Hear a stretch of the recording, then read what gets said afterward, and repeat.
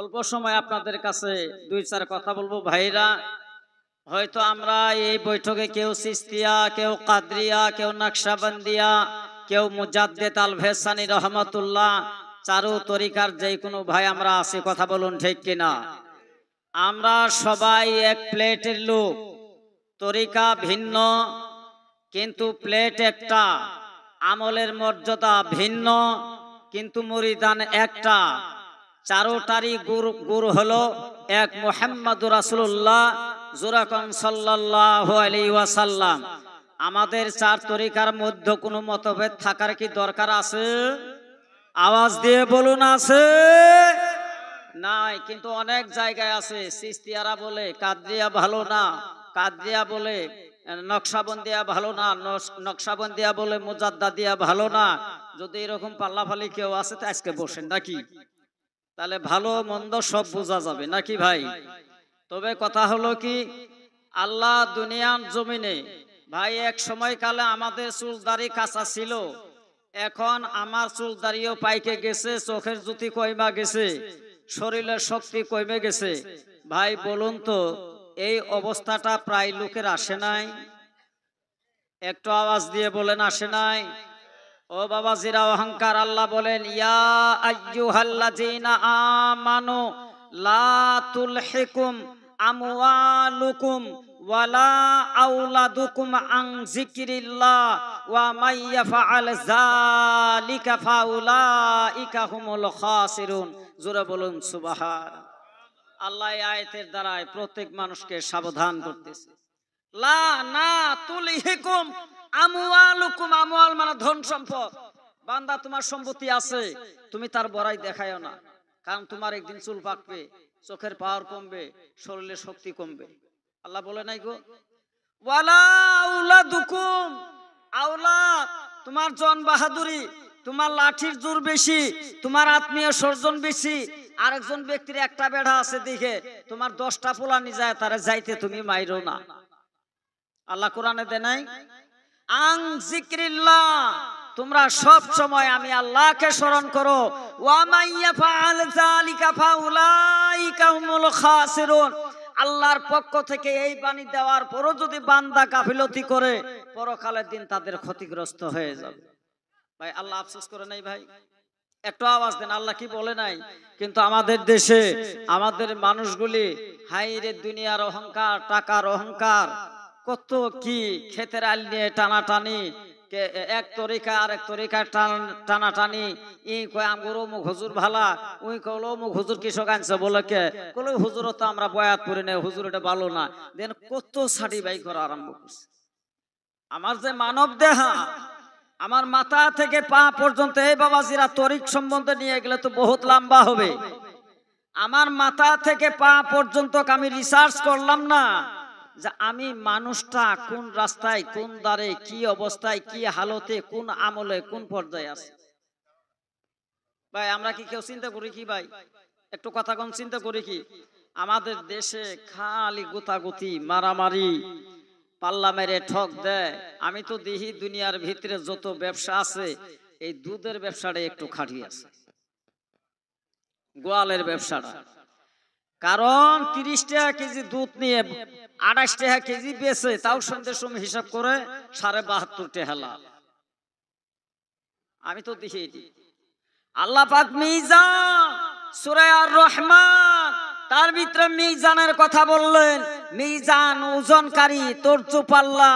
এই যে পাল্লার দ্বারায় ভাই খালি 5 ওয়াক্ত নামাজ পড়লে যে জান্নাত পাওয়া যাবে, এটা তো সঠিক বক্তব্য নয়। 5 ওয়াক্ত নামাজের সাথে আর কিছু আছে। তুমি যদি বাবা 5 ওয়াক্ত নামাজ পড়ো, তাহলে তোমার 5টা জিনিস তুমি হেফাজত করো। তুমি যদি নামাজি, তাহলে চোখটা নামাজি বানাও। তুমি যদি নামাজি, তোমার জবানটা নামাজি বানাও। তুমি যদি নামাজি, হাতটাকে নামাজি বানাও। তুমি যদি নামাজি তোমার দিলটাকে নামাজি বানাও, তুমি যদি নামাজি তোমার ঠ্যাং দুইটা নামাজি বানাও, তুমি যদি নামাজি তোমার লেবাসটা নামাজি বানাও, এই 5টা নামাজি বানানোর পরে সে যাই নামাজে তুমি দাঁড়াও, দিল হুজুরি কলবে ওই আল্লাহ নবীকে স্মরণ করে কামিল মুকাম্মিলে পীরের বেলায়েতে সিজদার উপরে যদি সিজদা করতে পারে বান্দা আল্লাহর কুদরতি পায়ের মধ্যে, তাহলে সে নামাজ, এই ঠহা নামাজে যে জান্নাত পাওয়া এটা কিন্তু বিরাট ভেজাল। কথা বোঝা গেছে ভাই? আছে না গো আমগুলোর ভিতরে? ও বাবা তোকে তো শরীয়তে নামাজ পড়তে হবে, শরীয়তে নামাজের মাধ্যম দিয়ে তো কিছু গভীরতা আসতে হয় না বাবা? নামাজ তো 82 বার আল্লাহ তাবারক ওয়া তাআলা হুকুম করেছেন, আকিমুস সালাত, আকিম তুমি কি করো? কায়েম করো। নামাজ পড়ার কথা বলে নাই, তুমি হাত পাও অঙ্গ নাক কান দিয়ে তোমার সর্ব শরীর দিয়ে রত হয়ে কায়েম করো সালাত। তুমি ওই নামাজের মধ্যে যাও, এখন খালি নামাজ পড়ো। এই পড়া শব্দ কাক কই? কিতাব দেখে খালি পড়তেই থাকেন, সেজদা দেওয়ার দরকার নেই। এটা হলো পড়া আর শরীর দিয়ে কায়েম করা, দুইটা ডিফারেন্স আছে না গো বাবা? নামাজের ভিতরে বহুতগুলি কথা আছে। ও বাবাজিরা, এই যে তরিকা নিয়েছে, কিন্তু আজ পর্যন্ত কেউ কি আমরা পীরের কাছে যায় বসি যে হুজুর করে তো বদনাম বিরাট, পিসাব ভালো না। আরে বাবা পিসাব তো ভালো না, পিসাবের কাছে কোনদিন বইছেন যে হুজুর দিল হুজুরি করবে কিভাবে নামাজের নিয়ত করতে হয়? দিল হুজুরি করবে কিভাবে নামাজের নিয়ত করতে হয়? কোন নামাজের ভিতরে কি আমল আছে? কোন নামাজের ভিতরে কোন দোয়া পাঠ করলে, কি তাসবিহ পড়লে আপনার সঙ্গে আমার দেখা হবে? মুহাম্মাদুর রাসূলুল্লাহ জুরাকন সাল্লাল্লাহু আলাইহি ওয়াসাল্লাম, আমার টাকা নাই, পয়সা নাই, আমি মক্কায় মদিনায় যাইতে পারি না। আল্লাহ রাসূল বলছেন যে 4000 মুজাজার ভিতরে সালাতের মধ্যে উম্মতের মধ্যে আরেকটি মুজাজা আছে, যেই সালাতের মাধ্যমে, যেই তরতিবের মাধ্যমে আমি নবীর সঙ্গে উম্মতের দেখা হয়। জোরে বলুন সুবহানাল্লাহ। তাহলে হুজুর দয়া করে আমাদেরকে এই আমলটা শিখান। কোনদিন পীরের কাছে কি যান? কথা কই না? তাহলে হুজুর ভালো না, এটা কেমবা করে জানলেন? আছে না গো বাবা? কিন্তু আবার এটাও একটা কথা, পীর দিয়ে কিন্তু দেশ ঘর ছাওয়া যায়, কিন্তু মুরিদান পাওয়াই জুলুম হয়ে গেছে। আবার আছে না ভাই? বহুত আছে, আমি সেই দিকে যাই না। তবে বাবাজিরা, আপনি যা আমল করে যাবেন, আপনি যা আমল করে যাবেন তাই আপনার সাথে যাবে। আমল করবেন না, আপনি যদি সুপারিনটেন্ডেন্টের পোলা হন, তরুণ গোগের পোলা হন, আল্লাহ মানবো কি? কথা কোন আল্লাহ মানবো কি? আল্লাহ মানবো না, কারণ আমলের সঙ্গে বান্দার পরিচয় হবে। আমার ভাইরা, সেই নামাজের মধ্যে বান্দা কোনোদিনও যায় না। নামাজ হলো মুমিন বান্দার শিফা। আল্লাহ পাক বলেন নামাজের মাধ্যম, নামাজ হলো জান্নাতের যাওয়া মাধ্যম। একটা কথা আওয়াজ দিয়ে বলুন তো বাবা, আমরা নামাজ পড়ি জান্নাতের আশায় না আল্লাহ পাওয়ার আশায়? নামাজ যে পড়ি জান্নাতে যাওয়ার আশায় না আল্লাহ পাওয়ার আশায়? একটু আওয়াজ দিন, আমার সাথে কিছু হা হু করেন, নাহলে না আমি বসে যামগা, এবি বাঘ বাড়াইছে আর বাহিজলা পড়ে যামগা। নামাজ যে আমরা পড়ি আল্লাহকে পাওয়ার জন্য না জান্নাত পাওয়ার জন্য? হ্যাঁ, কারেক্ট অ্যান্সার। যদি আমি বলি যে জান্নাত পাওয়ার জন্য নামাজ, তাহলে মালিক যাই তাই যদি কই যে তোরা আমি জান্নাত দিব না, আমি তোর উপর খুশি নয়। স্বামী যদি বইয়ের উপরে খুশি না থাকে, বউ যদি নিতে গেলে গয়নার আশা করে কাম হবো কি? এই বাবাজির আমার ভাষা বুঝেন নাই? বইয়ে যদি কয় যে আমি 14 খান গয়না নেবো, চাইছো আমি দেখ আর না দেখ, ওই বউ কিয়ামত পর্যন্ত গয়না পাবো কি? পাবো না। আর যদি স্বামী খুশি থাকে,